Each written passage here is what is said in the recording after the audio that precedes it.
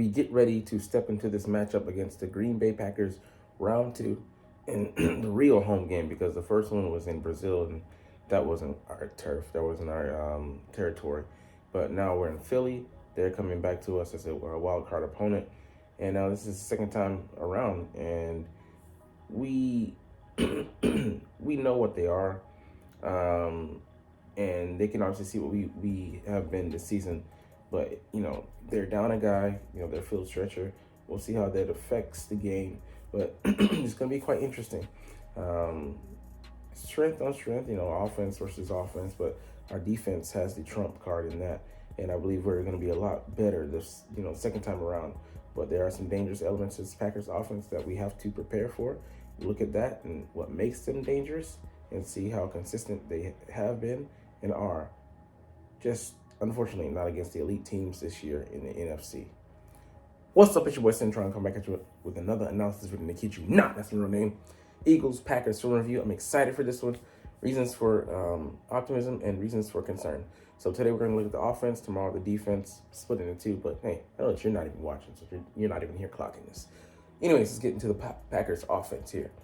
All 22, and the Packers do a great job marrying the run game and the pass game.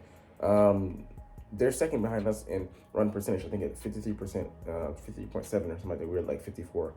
But the high, the low 50s, but very high percentage. Anyways, you can see here the fake pass to outside sucks the linebackers out and causes them to, it halves your defense. And anytime you can do that, take attention away from what you're really doing, distraction and eye candy, it allows you, the chance to get the upper hand on the defense, and they're able to do so here. Josh Jacobs, he's been an explosive back. If Saquon and King Henry had normal years, his would be more of a standout one, but he was pacing behind them, pretty far behind. But let's not get it wrong. This has been the year of the running back, the year of the transplant. All three of those guys coming from different franchises, and they were valued by different franchises, and thus went on to key their teams, be the engine of their offenses, and lead their quarterbacks to have highly successful years, even if not in stats. They allow them to take a pick your poison approach and put defenses in a bind. All right, here again, marrying the run game and the pass game, and Jayden Reed, their most dangerous receiver, even when Christian Watson was in there. He's a straw that stirs the drink in that receiving room. So you can see him here in the slot where he gets a lot of his receptions. Just a quick, bubble, and like he is helped there by Josh Jacobs getting the fake here. Again, their defense pauses and again causes hesitation. A guy misses his tackle. A guy's not up, playing tight enough.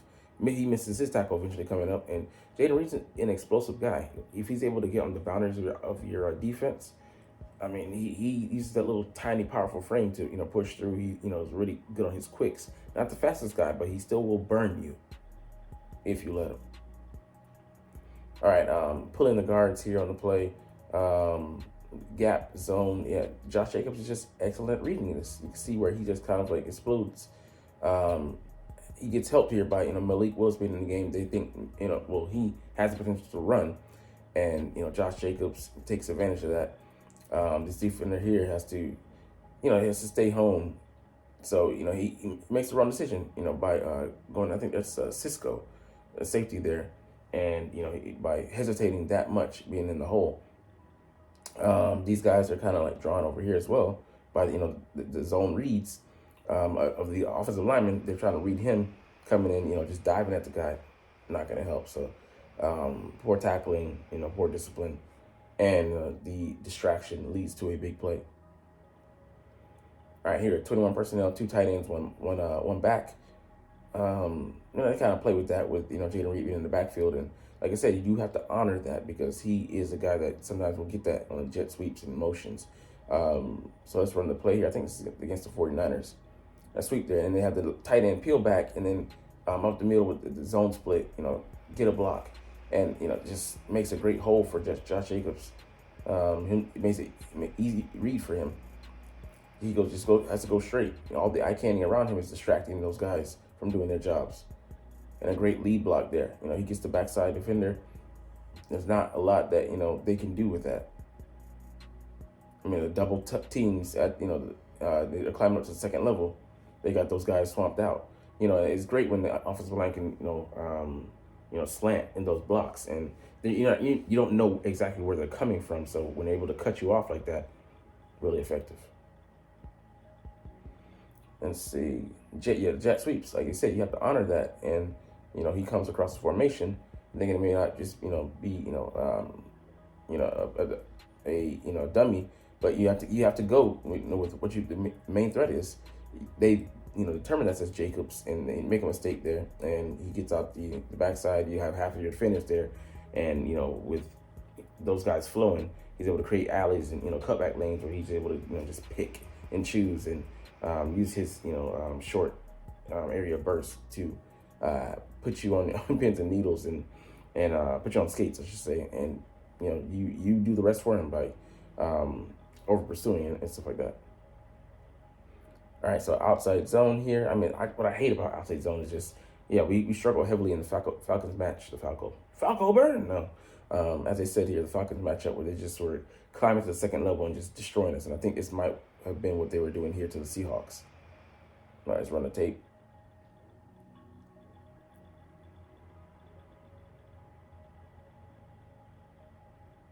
All right, yeah, they get to second level there, and you got those defenders on you, and he's an explosive back, a hard guy to bring down, tough, hard-nosed runner. It just makes your job all the more tough. And let's see what the D tackles did here. Did they just immediately get bypassed and taken out of the play, washed out? Got washed down the line. He's gonna wash down the line. I mean, just they're on skates, and if your guys who are supposed to be keeping you clean are getting pushed back in front of you, and then allowing the other guys, who are larger to engulf you, and you losing at the point of attack. Yeah, it's most likely gonna be a negative play on your side. All right, so fake screen, left and right, and then pass to the tight end here. I love this design, man. It takes a lot of balls too, but great distraction, and especially if middle defenders, the free safety here. And the middle linebacker are going to, be susceptible. He goes right, just moves right out of the area, designed perfectly. That's exactly what they wanted to do, what it was designed to do. Get his attention, get him flowing in the wrong direction, take advantage of that void that he, was created by him moving out of there. And then, you have a wide swath of ground, that is open and for the taking there. So perfect design and taking advantage of their over-aggressiveness. All right, here's where we have Jordan Love falling into pitfalls. Paul Fitz, what are those? He's talented, but he tends to get overly aggressive. This is on 1st and 10, so he should have settled, taken what defense gave him. And here, everybody was just covered. At very least he makes that throw earlier. He's got to be on the money, but let's see what was the reason for him maybe delaying it. 1, 2, 3. Yeah, so the fake. I mean, he just let him carry him a little bit too long. So, live to fight another day to throw there. Roll this way, or just take the penalty. Anything's better than what he did. Just chuck it up there on a hope, wish, and a prayer. And he was getting hit, but they forced him, goaded him into that. Not even really, but they just have everybody covered, and he doesn't he's a highly competitive guy, not a guy that likes to take a lot of losses. And he took his chances there and gambled, came up on the losing side. So hopefully we can do things like that. C.J. Gardner-Johnson showed how explosive he can be in second Cowboys matchup. 2 times he picked off Cooper Rush. Cooper Rush, and showed his his explosiveness. But what I really like on this play, they made him pay for it. This is an easy throw, and he turns it into just a oh no. Just overthrows the guy and overshoots him, gets antsy. He saw that he was wide open, and he got overly excited, threw the ball, and ended up being, a turnover, taking, points off the board, minus a 3-point swing potentially, or just negation, or just, could be 6 if the Bears scored, which I doubt they did because they were kind of atrocious this year. Here, the deep shot to Jaden Reed on deep over routes. He had one of against us, in the first week in Brazil, where he just caught it, kept running. We've gotten a lot better cohesively as a unit, but these things are still dangerous. We have to watch out for this. But exactly, I agree with the sentiment.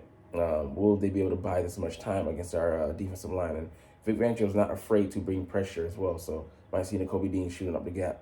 But I feel confident with Zach Bean, with Zach Bond playing in space. So let's see here. The over. He doesn't do anything special. Just runs past this guy. Just the discipline there, I should say. I mean, he gets caught flat-footed in the zone. So like you can't, be doing that. You got to be, on your P's and Q's. And we haven't been caught on explosively, but teams are going to test us. Like they've been testing Quinion in recent weeks, testing Darius Slay. He lost against the Commanders in our matchup, and a couple times he was out of position in the most recent matchup as well. I mean, not too badly, but still, you have to be on guard for that because it's the playoffs. Win or go home, and teams aren't going to, say, hey, it's got to fit a reputation. Test him, try him. They're going to treat you like you're a free sample.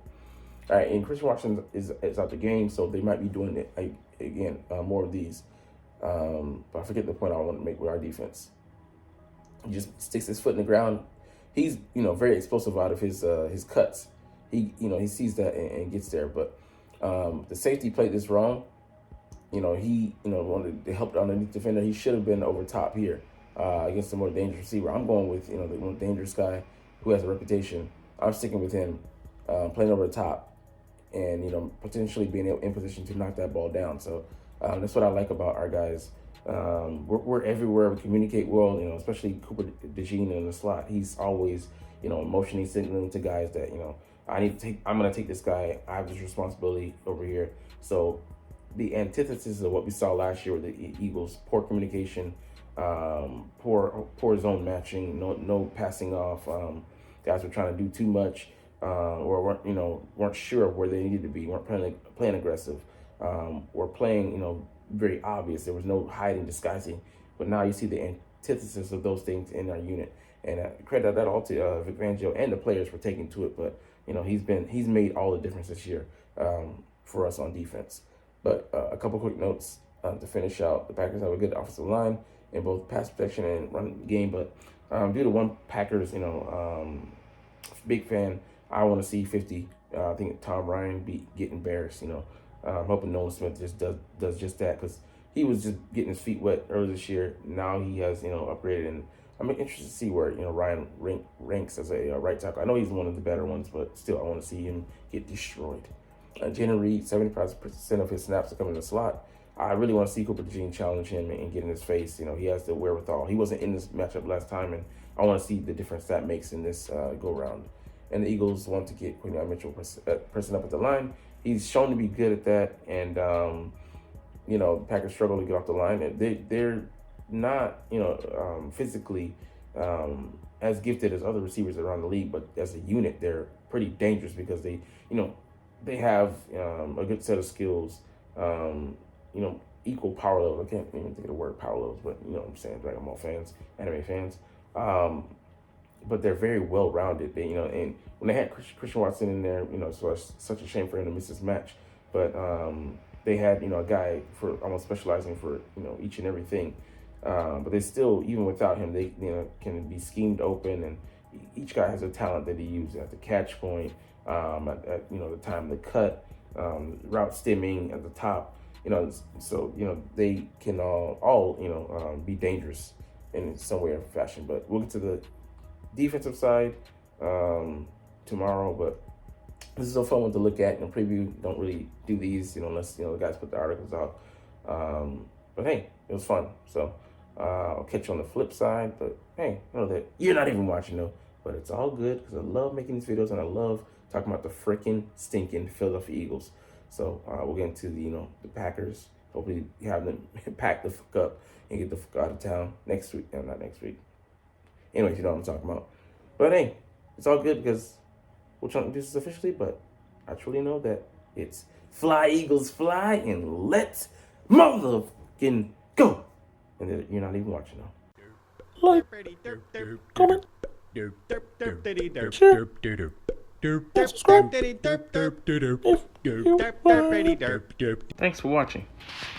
Check me out at Centron Anime, Centron Life, or Centron Laughs, or other social media.